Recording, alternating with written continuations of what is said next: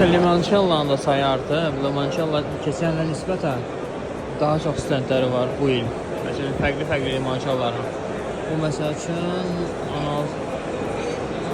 Buongiorno. Buongiorno Italian brand limoncello'da birinci dəfə görmüşəm. Now, what is this product? It's a strawberry cream with a tequila base. So we usually serve it like a nice cold shot. Yeah, that's it. Let me try it. Uşaqlar, bu kremli, belə deyim sizə, tequiladır, strawberry, çiyələk dadı ilə. Maraqlı produktı dadına baxacağım indi hal-hazırda. Uşaqlar, bu çiyələkli strawberry'nin dadı çox qəşəngdir, maraqlıdır. Baileys'in strawberry çiyələkli dadına oxşur. Amma biraz axırda tequila notları iləndir. Maraqlıdır, qəşəngdir. Məşhur Cointreau. Həmişə kimi hər instandi mütləq olmalıdır. Frozen kokteyller verirlər. Baxın smoothie versiyasında kokteyller hazırlayırlar. Bəli. Bir də deyirsən margarita falan dairələrdə. Tequila mezcal bu ilin trendinə çevriləcək deyəsən, həm də gələn ilin, bu ilin sonlarından gələn ilin tam olaraq tequila mezcal alacağım. Məsəl üçün, mənim maraqlı gələn faktlardan biri oldu ki, konyak, brandy bu il stendlərin hələ ki görməmişəm.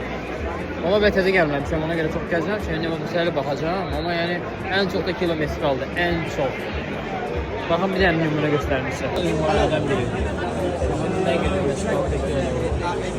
Bu stendlərdən biri deyəmək. Yəni, o birisi stendlərin yanına keçmişəm. Yəni bir dənə də tequila mezcal stendlərindən biri. Görürsün nə qədər yenə göstərəcəm. Yenə də bir dənəsi var. Baxın. Tequila mezcal stendlərin daha çoxdur bu il nəsə. Limoncello daha bir dənə limoncello stendi. Deyəsən gələn ilin proqnozu tequila mezcaldır. Burada tanınmış 1800 tequilası. Stendləri həmçinin kimi göz oxşuyor necə deyərlər. Maraqlı stendləri var. Necədir.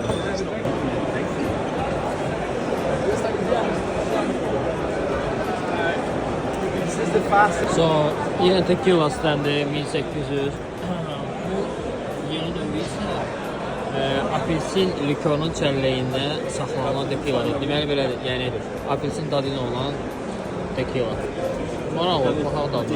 Yumuşaq dadı var idi. Tequila həddindən artıq yumuşaq idi, çox qəşəng idi. Plus da ki, ilk olaraq apelsini istəyirsən, şirinli deyilən şey yoxdur. Sadəcə olaraq apelsinin biraz acılığını istəyirsən ilk əvvəl içəndə. Sonra tequilanın tamı gəlir. Çox maraqlı kombinasiya edirlər. Qəşəng. Gedə-görə qabaqda irəlidə nə var? Mən səndən tequila stendinin qabağındayam. Cantina Meksika. Gəlmişik baxana görə qardaş danışır. 4 dənə fərqli mezcal dadına baxdım. Hərəsi ayrı-ayrı regionlardan, hərəsinin ayrı-ayrı tipa, məsələn, izah elədiyinə görə aqavlərin ölçülərində fərq var. Bir də torpağın minerallığında fərq var. Hər də fərqli dad verir. Məsəl üçün, bir dənə mezcalın dadına baxdım. Elə bil ki, tam tüstülüydü. Mən də məsəl üçün mezcal sevməyən insanam. Mənə kül qabını xatırladır. Yəni, çox adam mənə razı olar. Amma yaxşı mezcal doğrudan da dadlı olur. Çox belə maraqlı dadlı mezcallar var idi. Tanınmamış brenddir, təzə brenddir. Meksikadan, yəni supplierləri belə deyim sizə, distributorları yoxdur hələ ki. Distributor axtarırlar özlərinə. Belə məhsullar əsasən daha dadlı, daha keyfiyyətli olur. Daha maraqlı olur, amma sonradan distributor tapandan sonra çatdırılmada falan peşməkan tutandan sonra biraz kəmiyyət daha çox artır, keyfiyyət düşür. Belə, yəni bu sərgiyə gəlməyin özəlliklərindən biri də odur ki, yeni dadlarla tanış olursunuz. Daha maraqlı olur, yəni indi burada daddığım bütün alkoqolların heç birinin dadında bərbad dad hiss eləmədim. Düzdür, kokteyller oldu ki, hansı ki bərbad idi, amma alkoqolların dadı çox yəni maraqlı, qəşəng, smoothie deyirlər. Kəskin, sərt dadı olmayan, yəni spirt tamı hiss olunmayan qəşəng içkilər idi. Gedə görə daha nələr var qabaqda. Ya girmək istəyirəm, belə böyük bir dənə stendi var. Hansı ki 4 tərəfində ekran rol var, ən çox böyük yerdə oxuyur. Böyük bir dənə stendi var ya girmək istəyirəm.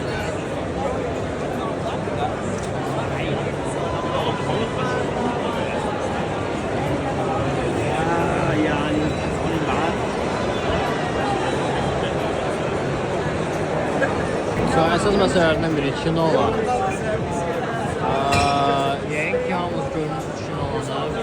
Görməyənləri də bilirim ki, Maraqaya'da məşhurdur. Maraqaya likörudur, amma yəni doğrudan qəşəngdir. Ürək kimidir.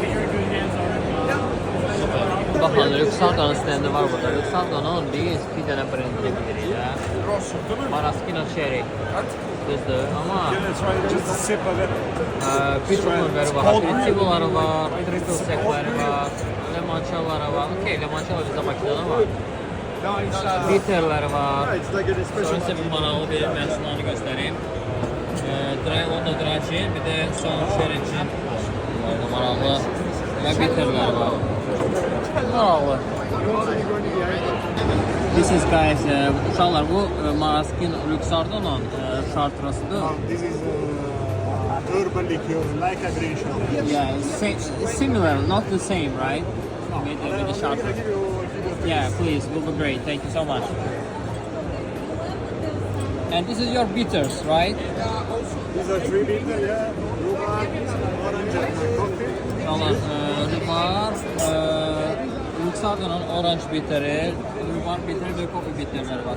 Şimdi biz Chartreus'un tadına bakacağız. Chartreus'un Luxardo versiyonu belki size. Tipa eyni değil ama oxşardır.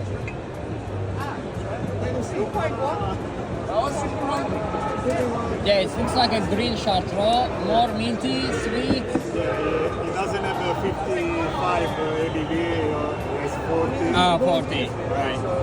It's This is what it makes it difference, right? I mean, they didn't do it to be Chartreuse. They did it like separate stuff. It's more like a digestive of the skin.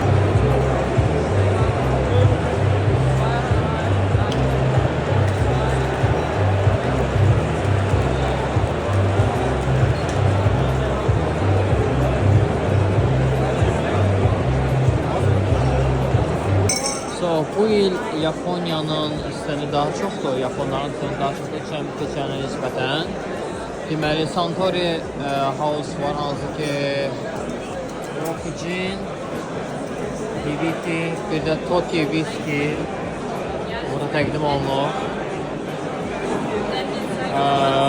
Ona görə, yəni, özdə yüksək səviyyə təqdim olunur, yəni, necə demişdir. Barı, barmenləri, içkiləri, təqdimatı, hər şey yüksək səviyyədə. Bu il viski stendləri daha azdır, nəinki keçən il. Keçən il viski stendləri daha çox idi, tequila stendləri daha az idi. İndi tequilaya daha çox önəm verirlər, tequila, mezcal, konyak, viski o qədər çox yoxdur, azdır. Bir də şirin içkilərə daha çox üstünlük verilir. Aperitivlər artırılıb, limoncello stendləri çoxdur, bitterlərin stendləri çoxalıb, cinin stendləri çoxalıb, romun stendləri çoxalıb. Fərqli tanımadığımız yeni brendlər çıxır ortaya. Məsələn, cream, cin dadına baxdım. Baileys'in cinlə qarışılmış versiyasıdır, yəni belə deyim. Şirin içkilərə daha çox üstünlük verəcəklər məncə gələn il. Mənə elə gəlir. Mən sevməsəm də şirin içkiləri, yəni çox insanı sevməsə də, amma yəni trend ona doğru getməyə başlayır. Bir də maraqlı pürelər məsəl üçün. Yeni pürelər, siroplar trendə girməyə başlayır. Belə. Amalardan biri, baxın limoncello, bir də Montenegro. Və dediyim kimi bitterlər, select.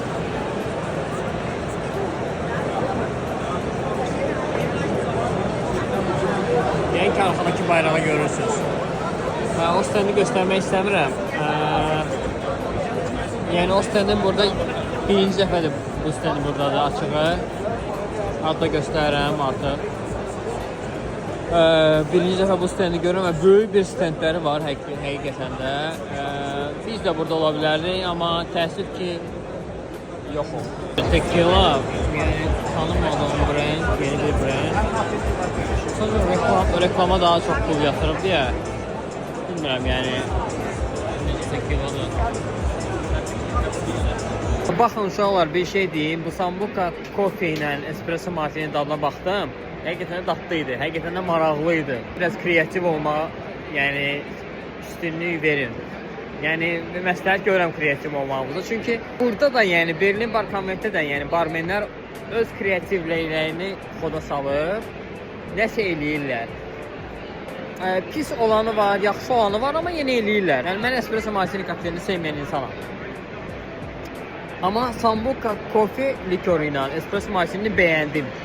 Sözümün canı odur ki, yəni siz başqa bir şeylə, məsələn başqa gin based kofe likör və yaxud da ki vodka based kofe likör və yaxud da ki başqa spirit based kofe likör, yəni ki başa düşürsünüz nə deyirəm. Mən yəni kaluanı əvəz edə bilərsiniz. Mən kaluanı espresso martinini bəyənmirəm. Çünki heç bir mənası yoxdur mənim üçün. Gözəl kokteylli, qəşəngli, bəyənənlər çoxdur. Amma mən bəyənmirəm yəni. Onu əvəz eləməyə daha çox üstünlük verərdim. Yəni belə maraqlı dadlarla rastlaşıram burada. Ona görə yəni istəyirəm ki, siz də belə maraqlı dadlara üstünlük verəsiniz. Pornstar Martini yarışında növbəmi gözləyirəm yarışmağa. Kim tez hazırladı? Fastest Challenge-dir də, yəni kim tez hazırladı kokteyli.